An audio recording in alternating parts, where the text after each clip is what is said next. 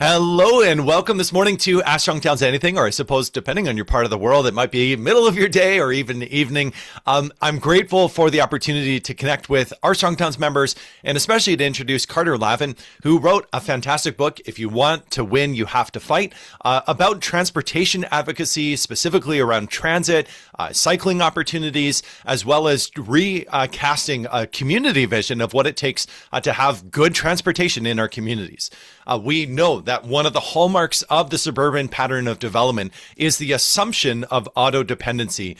From the beginning of planning processes to the end of planning processes, that the assumption of auto dependency really rules out so many other alternatives and creates the conditions in which we do many things that, from Strongtown's perspective, dilute the development pattern rather than concentrate it, create the conditions in which costly infrastructure is required in order to cover for a transportation system that is singular in its purpose in just trying to find ways to accommodate the size and scale and girth of the automobile and those that are in it. And so in that context, we have a lot of work to do to begin to shift the cultural consensus.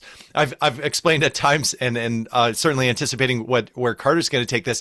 If an individual is willing to spend $100,000 on an object with four wheels and a frame that gets you from place to place, it is likely that that object not only has a functional value, but also a value that expresses identity, a value that is deeply woven into one's own sense of either well-being or purposefulness or achievement.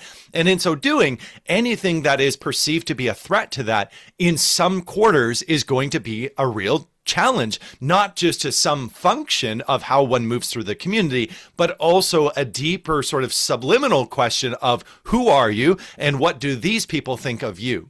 And so when you suggest that somebody take the bus, what does that mean and what is the cultural connotation can really matter. And so at Strong Towns, one of our core concerns is to develop a culture of routinely walking to meet local needs, of routinely feeling dignified as you move about a community on a force multiplier, which is a bicycle, on routinely making use of low cost investments in transportation that can actually have a high return. And in so doing, finding places in which the personal automobile has a role to play, but not defaulting to it at each step along the way. And so, Carter, welcome to Ask Strong Towns Anything. I wanted to share, maybe take 5 minutes or so and introduce yourself, introduce the book and the response that you've had so far to it. And then we'll dial up some questions as well and have a great discussion together. Sounds good. Norm, thanks so much for having me. Hi, Strong Towns community that's here now, and to the folks who are listening in the future. So my name is Carter Lavin. I'm in the San Francisco Bay Area. I'm based out of Oakland, where locally I co-lead the group Trans Bay Coalition. We advocate throughout the 9 Bay Area counties, of several million people, several hundred square miles, things like that, on all things transit, street safety, biking, good stuff like that. I've been a transit advocate, kind of, full-time for several years, part-time or side projects for a lot longer than that, and been generally in the like climate space and the let's make our communities better, more resilient space since I was a teenager. For me, this was a big part of how I got into that. I have the love of transit and walkability and all these things that as a true suburban kid really does. So I grew up in the suburbs of New York City, moved to the suburbs of DC, then moved to the suburbs of Philadelphia as a kid and really saw how, oh, if you can walk to one other location, two other locations, or you can get a bike or something where you don't have to hitch a ride every time, that's a lot of freedom. And so over the years, I have worked in a variety of issues, worked on a lot of causes, and started training activists because a big thing that kept coming up over and over and over again is whether you're building a coalition to push for permitting reform for solar in your community or to push for bike lanes, the act of building a coalition is kind of similar. Much like, yes, baking skills really matter if you're making bread versus muffin. You do need to get a bowl and maybe a rolling pin, something like that. I'm not much of a baker. I should probably stick to what I'm familiar with. But over and over, this kind of kept coming up of like, well, what are these skills they're being used across these issue areas? And so I started training advocates, started doing group sessions, workshops, one-on-ones, talks, things like that. Did a little bit of writing here or there. And then Island Press, the publisher behind Anna Zivart's great book, um, Drive when driving's not an option, and as well as Better Buses, Better Cities, a lot of other great books in this field. They reached out, they suggested I pitch them on a book. I sent them a book proposal. They said yes. Then I had to write a book, which was a little bit different than the pitching proposal. And so I wrote the book, If You Want to Win, You've Got to Fight, A Guide to Effective Transportation Advocacy, which is a short read, 200 something pages. It came out in November, and it walks people through kind of step by step for this process. Chapter one and the introduction really focuses on the whole concept of like, hey, so you're right. Ed, Norm, Kelly, Greg, the things, everyone here, the things that you want are right. Like that's a nice thing about being a kind of a strong Townsian person is like our solutions are mathematically right. They're proven to be right. They work at a human scale. They're right. And as many of you know, that doesn't really count for as much as you'd like it to be. Like if all it mattered was to be right, we'd have won everything we wanted before. If all there was some big who's right and who's wrong apparatus, divine machine, or whatever, we'd already have everything we want. That's not how that works, though, because decisions that impact other people are collectively made through, governmental and businesses and other kind of processes. The things that we want affect other people, and that is literally by definition politics. Politics is the act of individuals and society shaping each other. So chapter one and the intro really focus on like, hey folks, G shucks, it'd be nice if being right was all it took.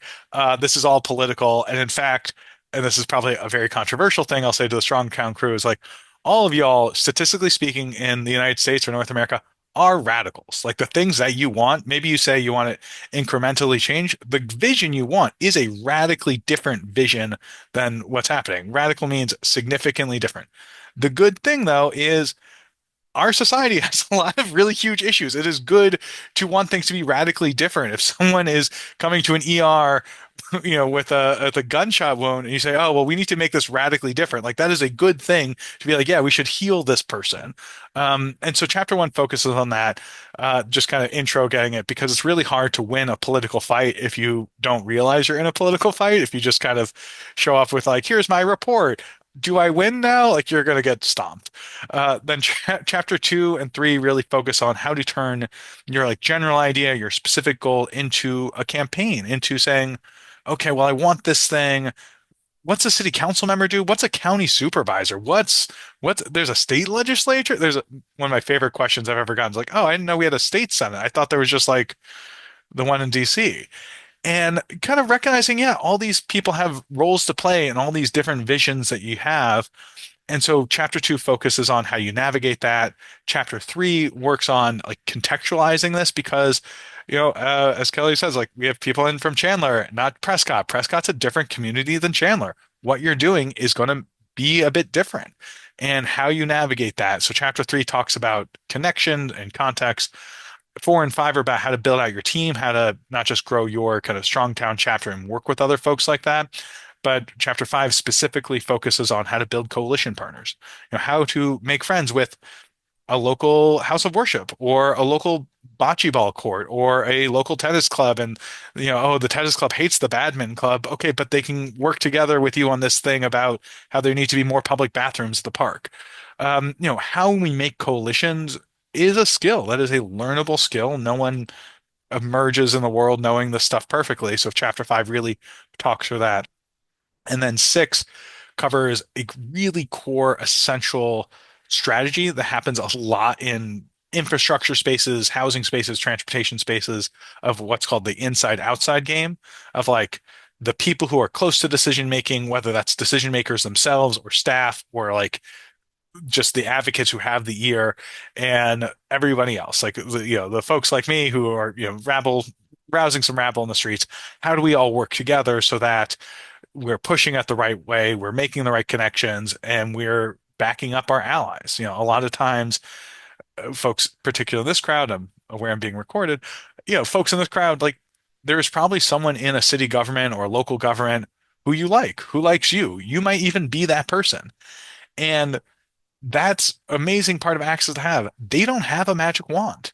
They could say, I hear you. I got that report. I wish I could do that if I did that thing. And you're right. I could technically unilaterally do this. That's my decision as a staffer, not council.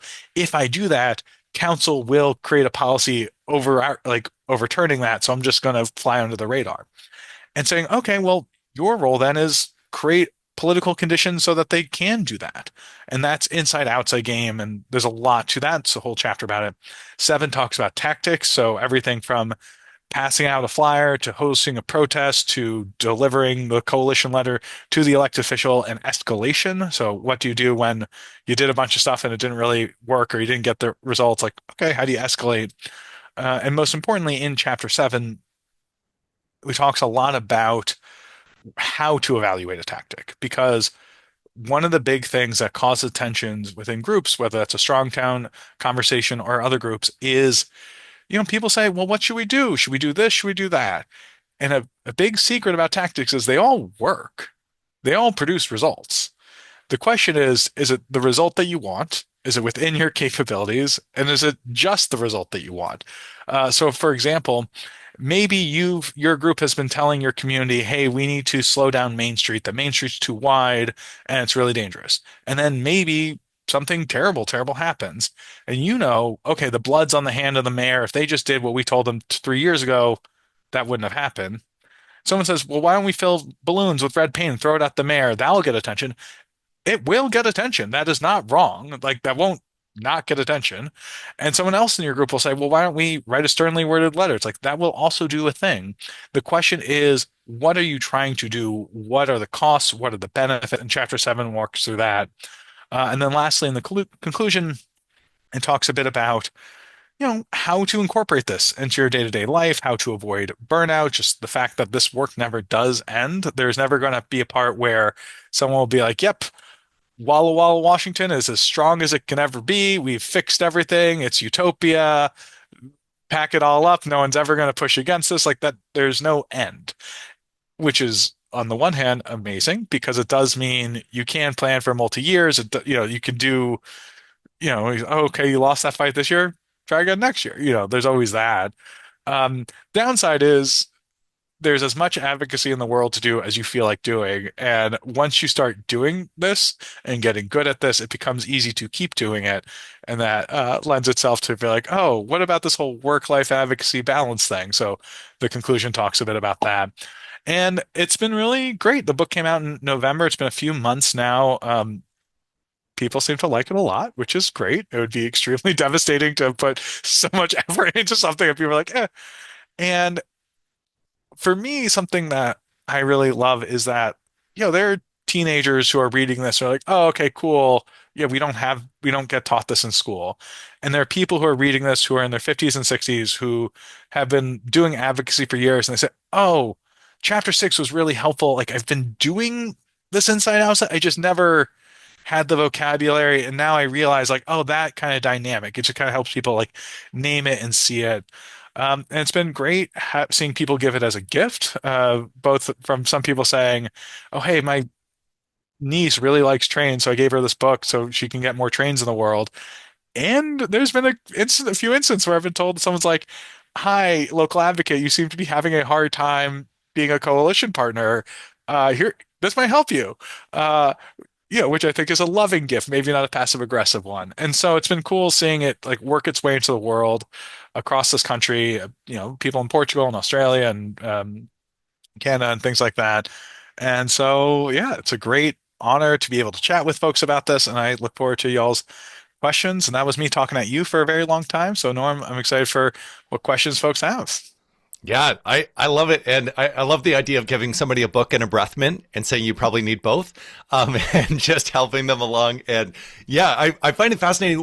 Maybe a first quick question, and then we have a couple of pre-submitted questions, but definitely feel free to unmute and join the conversation as well, is around the question of the language of fighting. Do you want to sort of outline that? Because I think in the Strong Towns world, in some ways we've tried to say, all right, how do we sort of de-fight things so that way there's not a battle, and yet I think there's you're using the verb in the sense of like you've got to do something, and it doesn't necessarily involve paint-filled red balloons, but it will require sort of that resolve or that energy or that energetic sort of expression of like I'm like a dog on a bone on this, and I'm going to be thoughtful about it, because if you run into too many dead ends, if you've ever seen a dog try to get through a gate and realize, oh, I'm never going to Yeah. be able to do this. A lot of us have had that experience at some level in another, if you've ever organized a coup in your Yeah. classroom, which I was involved in trying to get rid of a teacher at one point, like we learn our chops pretty early on ineffective fighting. And so trying to figure hmm out how to fight. What does that look like for you? Yeah, and one reason why I really embrace the F word in this book is that I think a lot of times that for a lot of people, like politics feels like an obstacle course. It feels like, oh, here's a thing that if I want to get this law passed, I have to do this, I have to do that. Here are these things, these other people come in and I have to navigate that. And so for them, they're like, oh, okay, this is like a struggle is part of the word that people often use, or like an ordeal is another part of it. However, and that's true. However, one thing that's just extremely important to know, the rules can change. The rules are made up. It's all made up. It's just people. And as we often see, when we have people in power who, I don't know, like police officers who park in a bike lane, and they're like, okay, people will do what they do, and we have rules and these things, but those are malleable. Power is the thing that is not absolute, but that is the thing that happens, that the rules and the words are with the promise of power. And so at the end of the day, these things are a fight, it is a struggle. And now, and to be clear about that, because you can change the rules. They say, oh, well, I need to get two-thirds majority in my town. It's like, okay, well, you could also maybe get a law passed to change that rule to be a simple majority. And all of a sudden that changes. And I think it's always so important for people in our universe to really understand that the rules are totally arbitrary, that the rules around rulemaking can change, and that it might be, in fact, easier if you're like, well, I want to change this policy. It's like, okay, well, change the stuff upstream. That all of it. And they're like, oh, well, upstream is really hard. It's like, okay, well, change the politicians then. Like all of this. And I think one thing about embracing the word fight is that for some people, they was like, oh, it's a puzzle. It's like, yeah, except for you get to make new puzzle pieces, or you get to carve up a puzzle piece differently. Like you have so much agency in this. And so I think that helps for folks to like really think in this big way. And I think for folks who say, oh, well, it's a fight, how do we, how do we, like to your point about like tones, like sometimes if you're in a fight, a good thing to do is be chill. Like, how, like, if you're in a struggle, if a rabbit's in a struggle with a fox, like saying, okay, well, how do I be faster, or how do I hide, or how do I this? These are all tactics, these are all skills, these are all strategies. And so recognizing that the kind of gee shucks folk, like gee shucks folks, aren't we just friendly, nice people? Like that is a strategy, that's an approach within the fight. Like that is something to do that doesn't inherently win you things. It doesn't always get you the door open. It might if you ask nicely and sweetly and offer them muffins as part of it. But recognizing like that we're not here to do that. We are here to win the thing. And so if the being nice and saccharine and all that stuff doesn't work, then you do need to get a little bit sharper. You do need to remind a politician like, hey, we don't just, we the skin's got claws. And that can look like a million different things. And I think one part that also chapter 7 and chapter 6 talk about is like there's a wide spectrum of how we can work with each other and politicians and things like that. So when, maybe in your town there's the one city council member who's really good on your stuff and they're just not moving the needle on your thing. And you're like, well, obviously I don't want to throw them out of office. They're our one person, but I don't want to just keep rolling over and saying you get whatever you want. How do I boop them on the snoot type of thing? And like, yeah, we get to do all that. And that's all part of this. And so I think kind of lastly about embracing the F word, embracing the fight and all of it is for me, and I think for other folks, like fighting is a skill. It's a thing you can get better at. It's a thing that involves like strength. It's a thing that involves strategy. And it's something that like it is a practice. So for a strong town chapter that just formed up, has maybe not even two members yet, you're like, oh, gee, shucks, I can never get the policy change. Like, okay, well, get out there, start doing stuff, fight for what you believe in, and you'll find people, you'll convince people, you'll grow that. And maybe when you're just one person in your community and no one else agrees with you, or if you don't think that, like, yeah, going with a big old smile and very soft thing and a nice sweater, embracing that Mr. Rogers vibe, like, sure, that might be very helpful. And then there might be a part where you're like, cool, well, we've done that. Now we actually do need to throw an elbow. And so kind of recognizing that this is all part of the work and that's all part of the fight. Yeah, I love that. And you were Mr. Rogers this morning. Do you want to share a little bit about what you were doing with, is it Make a Friend at on Transit Day? Yeah, so today's February 11th. It's Make a Friend Day across the country. And so in the Bay Area, Trans-Bay Coalition, along with a lot of our allies, got dozens and dozens of volunteers, I think 40 something volunteers, and we went out to 15 different transit stations throughout the region, a pretty big area, and we passed out name tags that said, "Hi, my name is blank. Talk to me about blank or ask me about blank." And we held big posters with wonderful Alfred True watercolor drawings that explain this thing. And basically the gist was like, "Hey, folks, you're about to get on transit. You're about to wait for a bus for 20 minutes or 10 minutes or hopefully less. Uh, Fun fact about the person next to you, they're also a person in your community. Do you want to make a friend? Do you want to start some small talk? Here's a name tag if you want to fill it in." And just helping people kind of recognize, like, oh, yeah, this doesn't have to be a slog or whatever you might think of as the bus ride or the BART ride or ferry ride or Caltrain ride. We were at a lot of places this morning, but helping people like, oh, yeah, this is nice. This is good. This is a part of my day. And I would miss this if this were gone. My life would be meaningfully worse if transit didn't exist, which is a point that we're trying to emphasize because in the Bay Area we have this whole like existential fight to save transit through passing this regional measure. We need to pass the Connect Bay Area Act. So I know this is being recorded. Follow up with me at Trans Bay Coalition if you want to get involved with that in the Bay Area. But yeah, to your point, part of that, yeah, that's a fight that like, okay, well, we have to pass out name tags and say hi and big smiles and big waves so people know that this is for them. And so that's part of that. It's part of like how you build kind of, team transit or team strong towns is you got to do that work. Even for someone's like, oh, well, I just want to sit there at a table at an info fair. It's like, yeah, unless you like kind of fight for that interaction, unless you compete for that attention, people are going to just walk by you. They're going to pay attention to the person who's waving them over. So if you're setting up your strong towns table at your local farmer's market or outside a local grocery store, like say hi to the folks, wave them over, be like, hi, I'm such and such. I see you. Help out with whatever. Here's the thing that's going on, or did you know? And engage with them. That doesn't just happen. That takes work, and that's a fight. And it is that much bigger definition of like the longer term battle or challenge that we certainly have. Yeah. Yeah, I love that. And I also appreciate too that there's a longer tail or there's a QR code that people can go and scan so they can learn Mhm. more.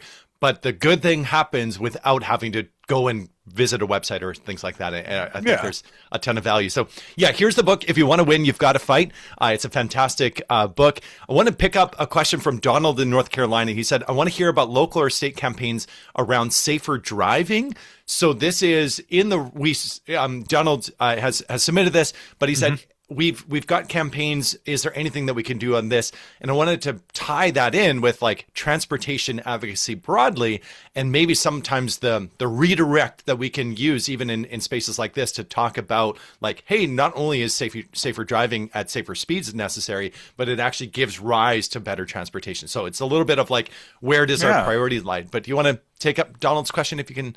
I can spotlight it Sure. if you can need to see it clear. No, yeah, I could see that. Thank you. Yeah. So to Donald and this question as a whole, the big way that we get safer driving is we get better infrastructure. That at the end of the day, people speed through communities that have signs that say slow down, that have the red flashing light, like a light and a sign and paint are just lights and signs and paints. And big fact about multi-ton pieces of metal go, with an internal combustion engine or electric engine, uh, paint doesn't stop them.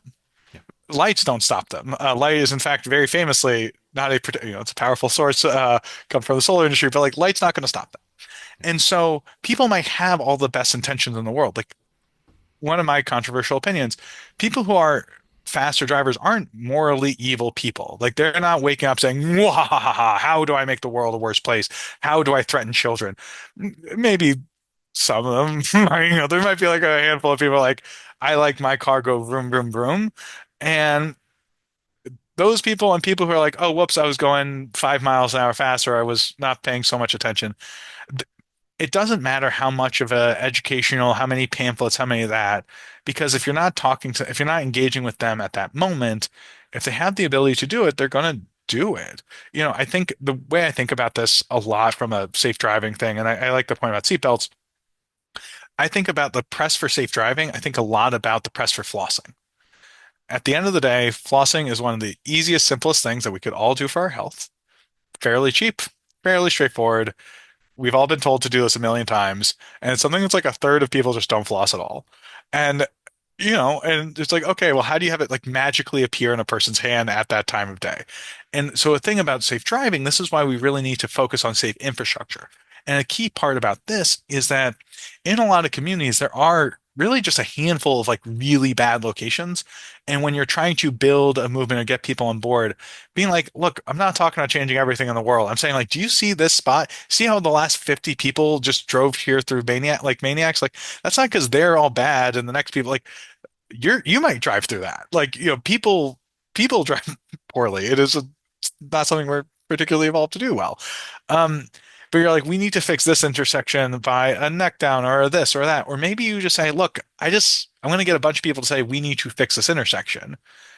Hey, city council, hey, county supervisor, whoever, you can figure out how to do it. Here's the parameters that we want it. We want it physically different because that's how you make it safer for everybody. And the other big part about this is when we talk about speeding, there's always this looming specter of the concept of enforcement. You say, okay, well, how do we do this? And to be extremely clear, if issuing traffic tickets was the key to getting to street safety, then Ferguson, Missouri would have been the safest place in this country. Ferguson, Missouri, as many of you may know, is where Michael Brown was killed, and it's by a police officer. And it is a city that issued traffic tickets. It was something that was like 3 tickets a person or something like that. A huge number. I have the details in my book. And it was basically just used as a way of funding the city. And it had just as much traffic violence as it did before all that stuff, before all the traffic ticket like uh like fiasco from this that. Like at the end of the day, what we're not trying to punish people. We're not trying to say, hey, you're bad. Hey, you're a bad thing. Because that doesn't stop the person behind them from speeding. Like anyone who's ever driven on a highway has seen highway patrol pull over a person who's speeding and sees just a ton of people speeding past them. And it's like, cool, nothing's safer. Like, what? Okay, I'll be hit by those 9 cars, not that one car. I guess technically, yes, maybe slightly safer at this exact moment. Oh, but the highway patrol had to speed to catch up with them. Like, what are we doing here? And so I think to this point about driver education, like the great thing is when you get speed bumps and other infrastructure and people are like that is very equal in the sense that like it skips all the conversations of like what's happening and who's getting enforced and who's not. It skips all these conversations of like, okay, cameras or spy cameras and are they collaborating with ICE? Yes or no? The answer is a lot of times yes, they are. Like it's you skip off all that stuff. You're like, cool. I just want a traffic circle here. So 24/7, 365. Oh, it's a labor holiday or it's a Christmas or okay, it still works and it's still there. And for me, one of the biggest like, and maybe the numbers are slightly different in different communities. One of the biggest shocks for me was learning that infrastructure, like concrete and that stuff, is cheaper than the lighting system. In a lot of places, like getting a stoplight installed is actually more expensive than a traffic circle or something else like that. And there's the maintenance costs with that that are just much higher. And so I think to this point, and this is, the original draft of the book was literally twice as long as the final thing. It's a very quick read. I edited a lot. It's very boiled down, but you could kind of see why the book draft might have been a bit longer. This is a great question, Donald, and I think to kind of bring it home is, you're recognizing like, oh, I want drivers who drive slower. I would like and the core thing is I would like my streets to be safer. And there's a million different ways of going about it. And there's a lot of ways that are really proven and you know, pushing at all these different things really can help out. And so, yeah, that's my very long answer to a very big, very important question. Thank you. It's complex. I really appreciate that. And let's take up a second one from Satchel, which is just maybe more tactical. Fire departments object to raised crosswalks, claiming they slow response times. Do you have any examples of other traffic calming solutions that fire departments are okay with? Yeah, I mean, I think one of the big ones, I forget if on Instagram he's the biking fireman, I think, in New Jersey, where he talks about these things. The big thing to keep in mind is fire departments are different across jurisdictions. And so, the fire departments in the Netherlands have different feelings about the fire departments in your town, have different feelings at the fire departments in my town. And one thing to recognize is like fire code, like they're following laws. Like they're not just doing this based on vibes. There are laws that are written down that say, here's the thing. And those laws are things that can be changed. And so a lot of times when you're looking, and fire code is a tricky thing, but it is something that changes every few years depending on your community. They do like fire code cycles is generally, at least what they call them in California, I believe. Your community may vary what they call them. But when they say, okay, hey, we have EVs that are blowing up now at chargers, what should be the rules around EV chargers and da da da. Like, just fire code is a thing that's always evolving. And so we as advocates can weigh in at fire code and say, hey, look, fun fact, raised crosswalks are fine, and here's a million studies and a million that. And like you have to do battle and bring and in those spheres, like bringing those studies and winning over the influential decision makers and helping them do the math. That's really key. And maybe they say, okay, well, we'll do speed humps or it's the road narrowing or whatever the thing is. But, really working with um, understanding what the laws are, like what these people that you're talking with are operating within, because, they might say, okay, well, you've won me over, but like the law is still the law, so I'm not going to change that. You say, okay, well, cool. How can you help me get that law changed? What is the thing? What would you like? What is the process? Is it done in June? Is it done in April? Just talk to me. While also recognizing that, there's a lot of expertise that goes into this stuff. And there are certain environments where the way to do battle is show up with a million studies and a million case examples and like firefighters from other parts of the country calling in as like expert witnesses. And so, it's going to be community by community, state by state. But I do think that looking at your state fire code as it relates to streets is a really important thing. And Oakland, where I live, that's also been a bit of an issue in terms of street width and bike lanes. There's a whole like 26-foot rule. So yeah, fire code is a really important topic. But it certainly ties into transportation as well, which is dedicated bus lanes or bicycling lanes are fantastic for fire response as well. So that if you have a 4-lane road and now 2 of those lanes, one each way, is devoted to modes of transportation that are not the single vehicle, it means you're less likely to have it clogged. And you have a very clear situation in which a vehicle that needs to move very quickly can actually do that in a space that is defined as suitable for that. And we see that in Vancouver, where the bus rapid transit lanes are used by the police, by the ambulance, by the fire departments. And I've also, I appreciate how you're broadening it out of not just like, hey, everybody go and fix this one thing. It's actually create the conditions which locally are you having the conversation with the fire department official and patiently saying, like, tell me about response times. Like, what are you expected to uphold? And we see this with some moments where we've put a pause on the horizontal expansion of our neighborhoods because fire response times were not guaranteed to meet them. But then the corresponding response is, so we got slightly faster trucks, or we got rid of the speed bumps in front of the elementary school. And now, according to our standards, we've extended our radius and now we continue to respond to it. And I do want to highlight Scott Brody. If anybody is interested on specifically fire response times and street widths, Scott Brody has done the Lord's work in trying to bring about code change. It is tough. He did a whole presentation on the fewest structure fires are, I believe, in Queens or in Brooklyn, one of these like really dense neighborhoods. And because the fire response times are so rapid, because they have the ability to have significant deployment of resources right in the area that they can justify with tax funding and all of those things. So, but your point about creating the conditions in which more people are willing to lean in and Hmm. participate in that process. Do the little things. Yeah. There was the Barca Patel. I often reference this, but she was taking the fire crew out with a truck and being like, "All right, if I put a cone here, can you navigate this turn?" And they're like, "Oh yeah, no problem." Then the next time, if I move the cone here, she was the director of public infrastructure and like Yeah. did the demonstration that then the Yeah. fire chief had to basically react to, which was, "Oh, I kept saying that my code required this, but my drivers don't," which is Yeah. a useful illustration for And, themselves.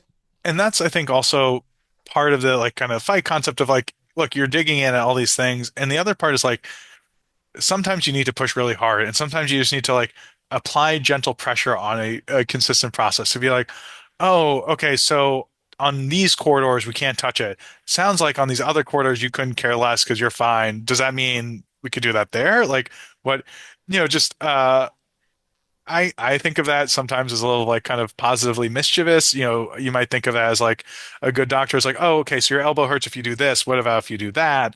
Like just try it out because a lot of the times the things that you like, there's probably not just one change in your community that would make you happy. You probably want lots of changes.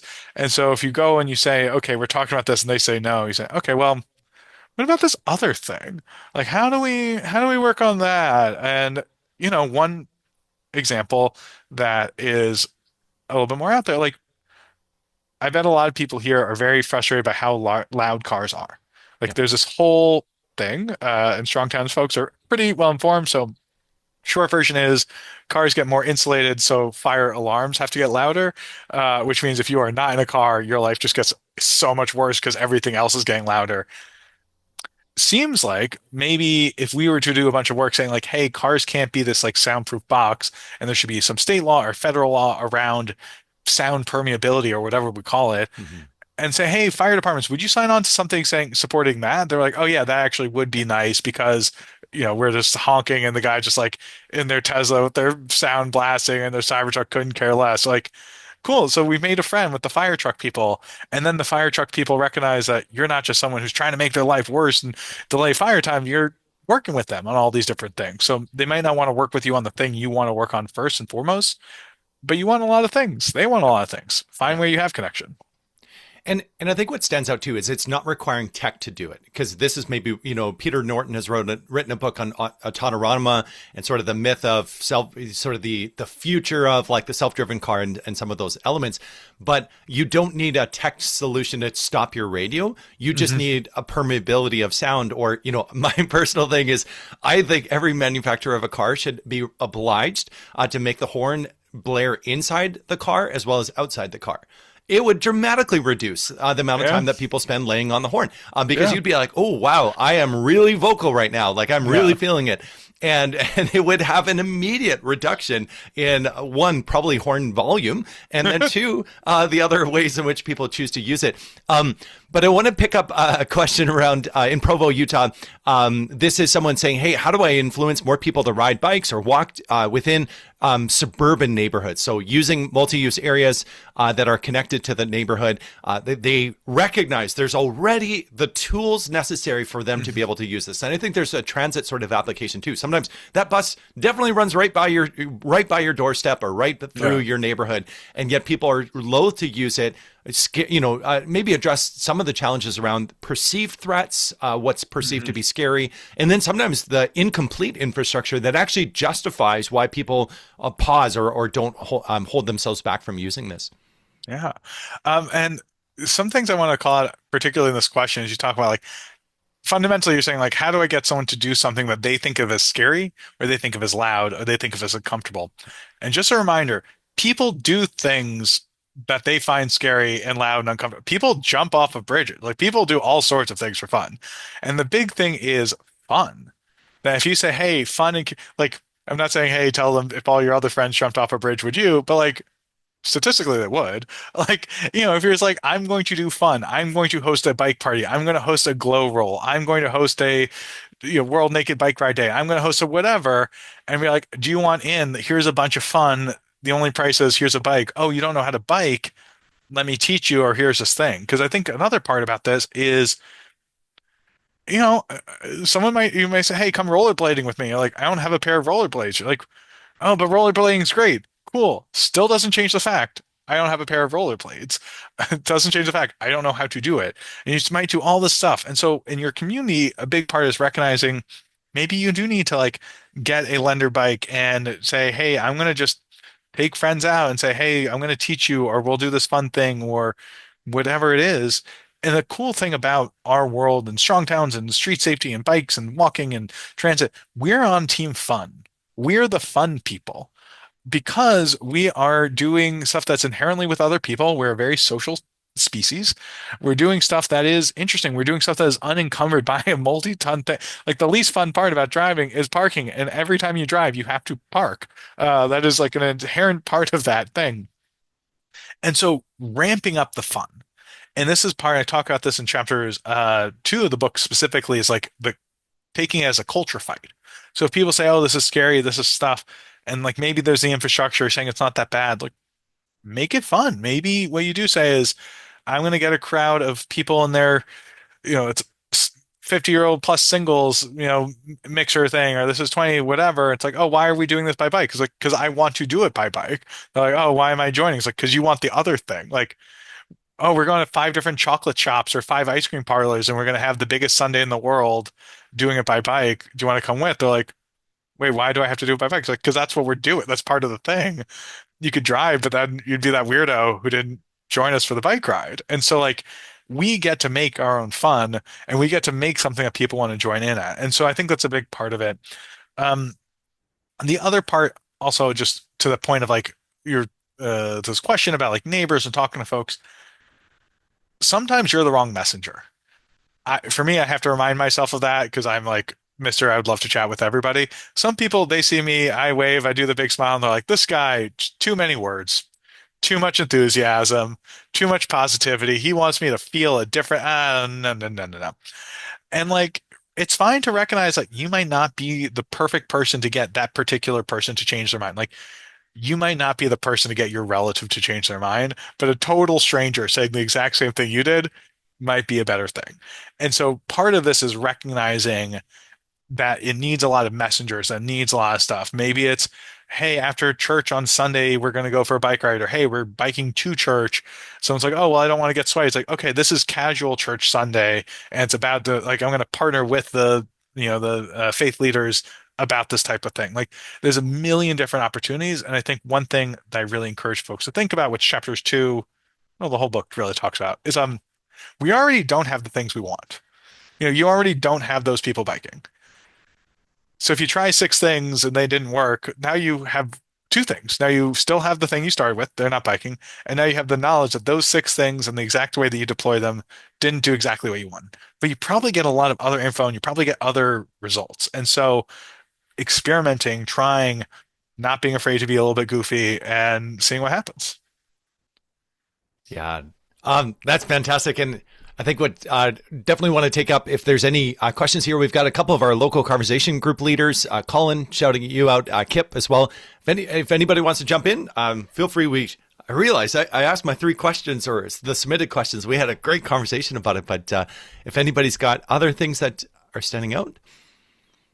And Carter, I felt very seen when you said, hey, sometimes I think that everybody wants to hear me and talk with me because I've got energy, but they're like, no, no, no, keep that guy away. That's big if true. Yeah, no, it's I just want to make your life better, friend. yeah. Questions or anything that's burning? Some great stuff shared in the chat as well. Scott Brody's material on fire access with less pavement, a book that he's got coming out, or that came out about that. Great recommendation by Kip as well.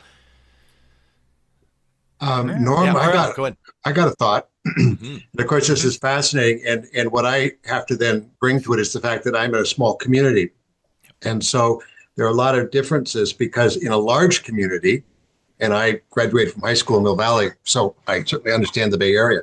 But we're not as anonymous potentially, or okay. And what I have found, particularly this past year, because of trying to get the Strongtown message, a lot of people know, and okay, because in part I'm on 2 committees, but I don't bring it directly at this point because I'm still trying to figure out.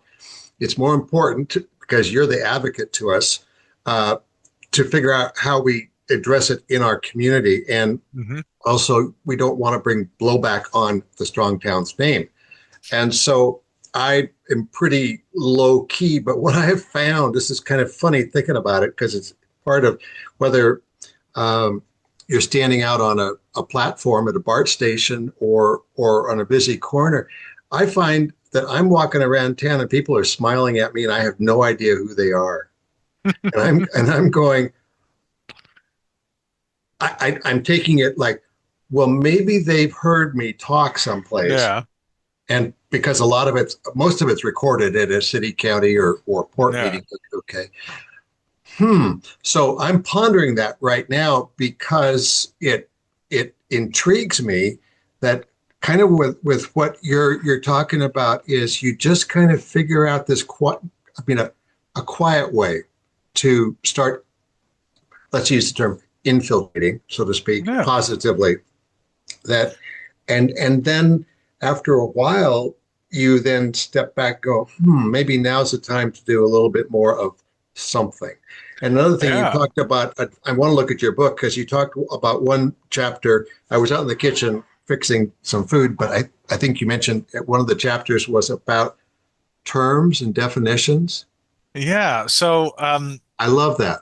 yeah, there's chapter 2 and 3 talk about context and connections, in which Uh-huh. a big point, also the connection to your point of small community, a big, I'm a big believer of use words people know, Yeah, uh, and talk to them about things that they care about, which is maybe a little bit tricky for people here who know things like parking mandates, right. or literally anything else about like commercial tax policy or tax density. People don't care about those things. No, don't, but like, cool. What are you talking about? Like, oh, do you want better parks in our community? Yes, those are all words I know, all things I care about. So chapters 2 and 3 talk about how to connect. And I think, RL, to your point, one thing that is really wonderful about organizing in small towns and small communities is, to a certain level, like you're stuck there together. Like they're they're like, oh, that's RL. You're like, yep, and that's you. And so there's this part about like, okay, well, I'm going to be recorded. I'm going to talk to them. I'm going to make sure I always have a smile. And they might say, RL just, whoever the person is in the small town, they're like, this person just always wants me to try walking somewhere. But, they always smile and they always wave and they always invite me to some walk, and oh, we're bird watching and walking, or we're playing Pokemon Go and walk. They're always trying. Yes, they want me to do a thing, but they're always inviting and enabling me to do it. And every time I say no, they're always extremely polite and super chill. RL's cool. And I think one thing, like, kind of recognizing like, oh, is it not anonymous? There's only so many people.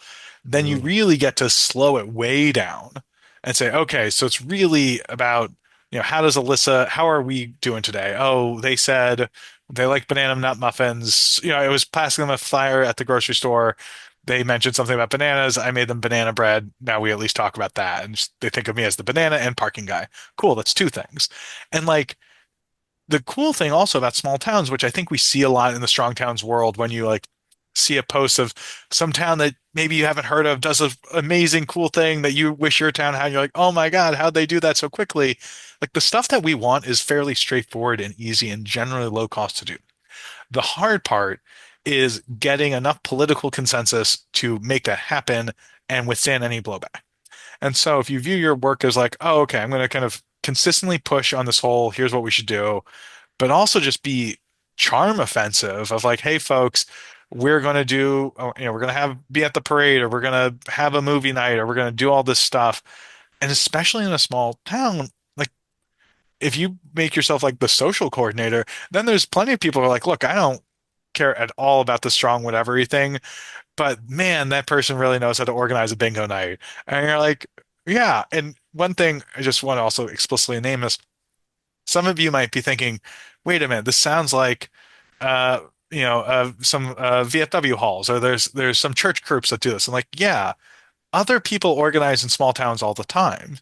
We can learn from them. We could say, oh yeah, but maybe you don't do a fish fry and during Lent or whatever, that's like kind of taken. That's a thing. Be like, yeah, why don't we fry a thing and together have a good time while you're doing it about parking policy? It's like, okay, sure. Like, that like learn from other folks, work with other folks. because yeah, you're there, they're there, you're going to keep being there together.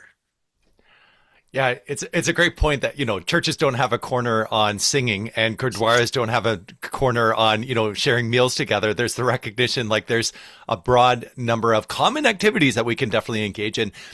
Maybe to pick up a question that I have as well is, what are some of the things that you see as bottlenecks for individuals and then bottlenecks for groups? Because there's that desire on some people can be remarkable lone wolf advocates and get progress, but then they hit sort of bottlenecks or sort of common areas that really hold them back. But then the idea is, well, start a group, but that can also come with its own sort of challenges. You want to share just a little bit of what you've picked up and what you coach people in? Yeah, so a big bottleneck, I think, for some individuals is the fact that they're individuals. That at the end of the day, Norm, just to pick on you, you might want something, you might tell your mayor council member a million times a thing, and they're like, wow, Norm really wants that. Good for Norm. And there becomes a level where if you're literally the only one talking about it, they're like, wow, Norm really wants this, and no one else does. Yeah, So if I what a make weird Norm, dude. yeah, if I make Norm happy, well, I'm inherently going to make everyone else mad. So a Right. big part is not working with others and not recognizing that, which chapter 4 really talks about. A key part about that is we are all practitioners. This is a skill. We're here today to learn and to get better. Everything we do is an opportunity to learn and get better at this. And I think a lot of times what people mess up or get these bottlenecks is when they stop trying to learn, when they don't think about this moment. And you can get extremely in your head, which I do. I wrote a whole book. I got some in my head. I wrote a whole book for everyone. But like when you pass out a flyer and you wave to someone and it doesn't work, like think about that. Like, why didn't that work? And you might say, oh, I didn't do it right. It's like, okay, improve. And a big bottleneck is like just considering that like learn better, do better is just such a key part of this. And I think from a group perspective, so that also applies to groups. That like, okay, cool, your group of 5 people like that thing. Like you need to get a lot bigger. Um, but the other part, I think, in a group perspective, where it becomes a bottleneck is remembering that the point is to do stuff. Mhm. Like we are not, as much as I would love for everyone to read my book and buy my book or get it from your local library or borrow it from a friend, um, the point is to do things. Like I would be devastated if you're like, I read the book. I was like, cool, what'd you do? Like nothing. I just felt good. It's like, at least give it a review on Amazon. Um, but like the point about it is do this stuff. The point of the local conversation is you talk and then take action. And I think that sometimes in groups it can be very easy to have the conversation because we like talking about that stuff. Like this is the fun part. But, whether it's like, oh, you go to the gym and you rest after between sets and you're like, well, now I'm just sitting on my phone. It's like, okay, you gotta do that work again. Or you're just like chit-chatting, but you're not like passing out the flyers, or you're just chit-chatting, but not yelling at the elected official or pushing them. Like remembering that we are here to do work, I think is really essential. And you might say, oh, our work is we make the club. We are the fun people, and we're gonna get everyone on bikes and all that stuff. And then we push them off to the fun to our like fighty friends who they are going to mobilize them. Like, great, you could be the people who tend the hearth. Just recognize that that needs to be connected into the other part. It looks like we hand from Yeah. Colin. Colin, Hello. one of your near neighbors. Hey, Mhm. So I have a question about, so I'm an advocate in kind of a mid-sized city, and there's a pretty well-established old guard of people that do environmental and sustainable transportation advocacy. But it seems like there's often kind of tension between what the established old guard wants versus what the newer advocates want. Especially, I mean, you were just talking about like the focus should be on to do something and to actually mhm. see results in our communities. Like, what kind of advice do you have to work through or hammer through that tension between? Yeah. So chapter 5 and 6 are going to really help you out about that particular question. Being recorded, and I'm familiar with Sacramento, so I think I know, in general, Not naming uh, names. not naming it, a couple of steps. So one, humility. Like, yes, there is this like kind of for some people when you hear, "Oh, I've been doing this for 20 years," you're like, "Okay, well, the problem's still here." You have like I I try to cultivate myself a big sense of humility of like recognizing that um in San Francisco, for example, when the Embarcadero freeway came down, it came within one vote of that freeway going back up. That like it is so easy. I find it very easy to look back and be like, wow, Davis, California had the first protected bike lane how many decades ago? And then you're like, yeah, and it was ripped out. That like the a lot of times it can be easy to be frustrated with our predecessors, antecedents of that, with the people before us, for like, how did you not make this much progress? Or I wish you made more progress, or I can't believe you didn't stop that freeway, or like the U nebulous U. And it's like, yeah, they were getting their clock clean. Like if you know, like if you look at some of the electoral maps from past decades, or like what the political, like there's counter movements, there's backlash, there's that, and that's just so important to recognize that. And at the same time, that can also mean that sometimes people have a fortress mentality at a time where it's like, hey, the weather's better now. Like we can go outside. We're not going to be spat at if we try to pass a flyer to a person on the bus. Like things are different now. Um, and maybe the way you demonstrate that is by doing that work and building that and like making the connections of like, hey, old guard, like you know a lot of stuff. What works? What doesn't work? I'm trying to do this. Where are we aligned? And there's going to be stuff where you're not aligned on, and that's fine. Work on the stuff that you are aligned on.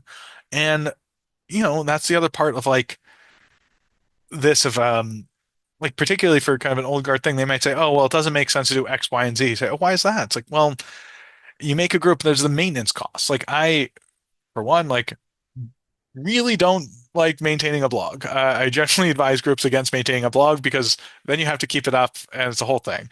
Write pieces for your local streets blog, or what, like, or strong towns. Like there's just that kind of work. Like, and a lot of times people who've been around for a while, like might kind of give an overly big no, but saying, oh, well, why is that? And they might say, hey, whippersnapper, I don't want to talk to you through that stuff. And it's like, okay, well, fine.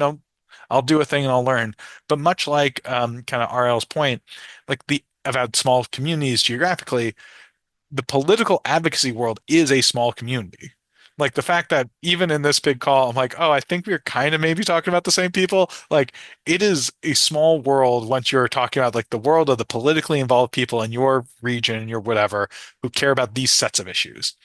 And so recognizing like you're in this together, you can't stop each other. They could say, hey, Colin, don't. And you're like, cool, you're not funding me, you're not supporting me. Like you have no power here. And same thing for you to them. You can't be like, hey, I'd really like if you didn't do that. They're like, cool, you're not even a member of our group. And you're like, well, maybe I should take it over. It's like, cool, now they hate you because you're the person trying to orchestrate a hostile takeover. But if you're like, oh, I'm going to just make my own group and we're going to do our thing, would love to collaborate with you.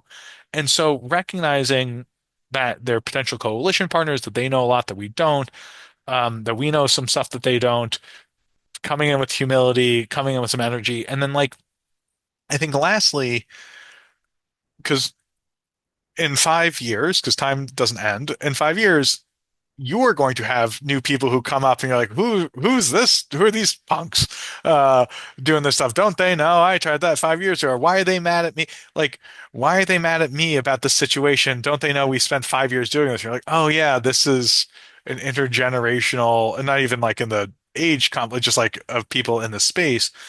And so recognizing that there is this history, we are big inheritors of this, and being open to showing up and doing the work and saying like, hey, I saw 5 years ago you tried this thing. I'd love to brush that back up. What are the lessons learned? And they might say, oh yeah, we X, Y, and Z, there's this big agreement and here's the careful balance of power that we've struck. And you say, okay, good to know. I'm going to go pass out flyers to 10,000 people and get 10,000 more people involved in our crew because at the end of the day, most people aren't politically involved. Like most people don't vote. That is like a numerically true thing. Like in this country, in the thing, like most people are not voters. I think in California, at least, like the second biggest party is like no party preference or something like that. That like we are at times when it's like really easy to be like, oh, I'm mad at this person because they're the chair of the whatever subcommittee, and I want to be, and I'm the vice chair, and I want to be the chair. It's like, cool. If you got 20,000 people in your community or 5,000 or 400, whatever the size of your community, if you got a big chunk of people who are like not involved in the conversation and you create something with them, congratulations, you're now bigger than the other thing. So who cares what committee that is? And I think um, doing that in a positive way, not in a like, I'm going to take my ball and run away and screw you guys and I reject all the wisdom you've gained over the years way, but in a like, cool. So it sounds like thank you for that info dump. It sounds like no one's working on how we get more bus benches at bus stops. I'm going to work with some crew and we're going to just build some benches and we'll just do that. And if anyone gets in trouble, that's me. You don't have to worry about it. In fact, you're happy that I'm not involved with your group because all that kind of stuff. So, amazing question. Big answer. Chapters 5 and 6. Well, Carter, we're at our time, and if you haven't yet filmed a masterclass, I hope you do, because this was fantastic. You brought a whole bunch of great insights into this. Definitely a recommendation for our local conversation groups in particular. This would be a fantastic resource for you to be able to work through, perhaps as a discussion item, take it up together. We also have, we'll continue the conversation about how to build and strengthen our groups. But Carter, really appreciate the time that we've been able to spend together. Just fantastic stuff. And for those that are interested, want to make sure that you have the opportunity to go and get a copy of the book, work your way through it. That'll be awesome. So thank you, Carter. Thank you. Thank you all so much. And thank you for what you do. If you want to win, you got to fight. Guide to Effective Transportation Advocacy, out by Island Press and imprint at Princeton University Press. Pick up a copy, get it from your local library, lend it to a friend, mark it up, write in it, dog ear the pages, all those things that other people tend not to like to have in a book. I would like you to put your comments in this and pass it around to folks. So thank you so much, everyone. And thanks, Norm, for putting this together. Yeah, glad to. And there should be no doubt we can actually do this. It just may take a little longer and certainly cost us more, but we're getting there. So appreciate it.